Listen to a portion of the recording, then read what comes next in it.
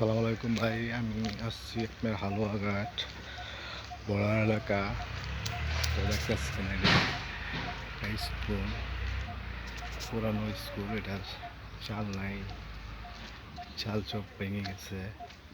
আর এই রাস্তা করছেন সব লাল মাটি এলাকা।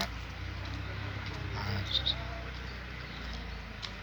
অবস্থা দেখেন, মাটিগুলা কত লাল।